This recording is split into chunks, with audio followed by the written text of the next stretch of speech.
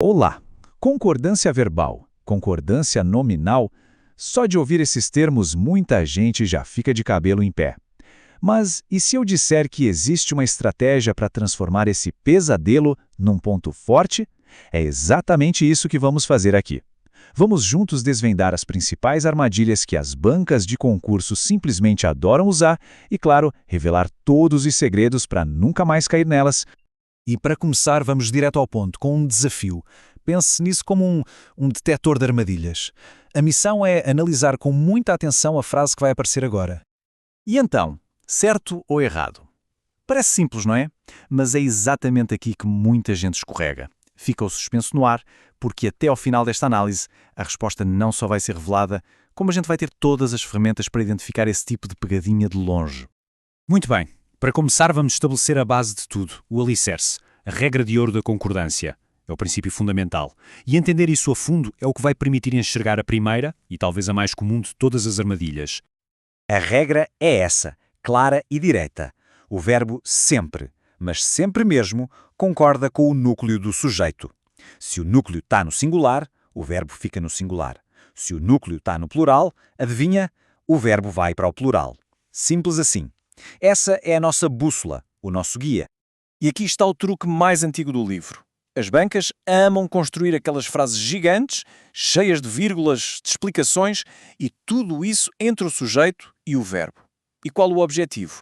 É fazer com que a concordância seja feita com a palavra que está ali, coladinha no verbo, e não com o verdadeiro núcleo do sujeito que ficou lá para trás.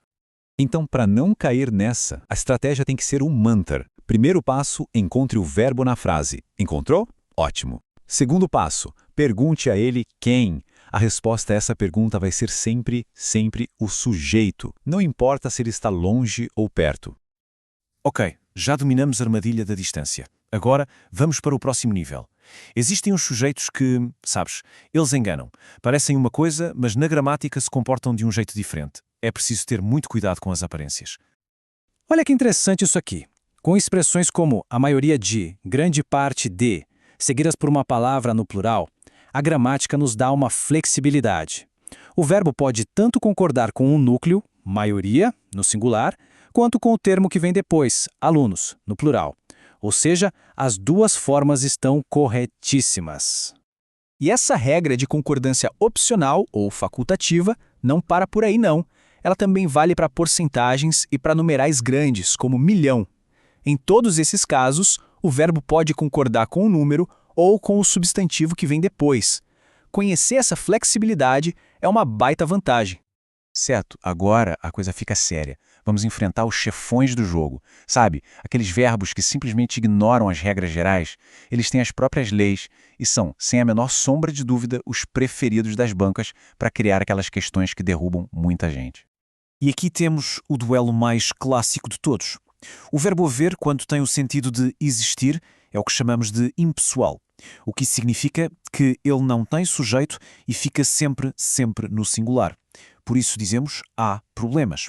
Já o verbo existir é pessoal, ele tem sujeito e concorda com ele. Existem problemas. A diferença é crucial, principalmente com locuções deve haver, mas devem existir. E agora uma dica rápida, mas que vale ouro. Os verbos ter e vir. Na terceira pessoa do plural, eles ganham um acento circunflexo. Então, ele tem, sem acento, mas eles têm, com acento. É um detalhe mínimo, mas que faz uma diferença enorme na hora de uma prova. E quando tem mais de um núcleo no sujeito? O famoso sujeito composto. Será que a união sempre faz a força e leva o verbo para o plural? Nem sempre. A posição dele na frase muda completamente o jogo. Vamos ver como isso funciona na prática. A regra aqui é bem lógica, na verdade. Se o sujeito composto vem antes do verbo, não tem conversa. O verbo vai obrigatoriamente para o plural. A planta e a flor morreram. Ponto. Agora, se o sujeito vem depois, aí temos duas opções. O verbo pode ir para o plural, morreram a planta e a flor, ou pode concordar com o elemento mais próximo, morreu a planta e a flor. Bom, a parte mais pesada da concordância verbal já foi. Agora, para garantir a perfeição, vamos dar aquele polimento final falando de concordância nominal. É o detalhe que separa uma boa escrita de uma escrita impecável. Vamos a um resumo rápido e superpoderoso. Se um adjetivo vem antes de dois substantivos, ele concorda com o mais próximo. Se vem depois, ele pode concordar com o mais próximo ou ir para o plural masculino. Em adjetivos compostos como económico-financeiras, geralmente só o último elemento varia.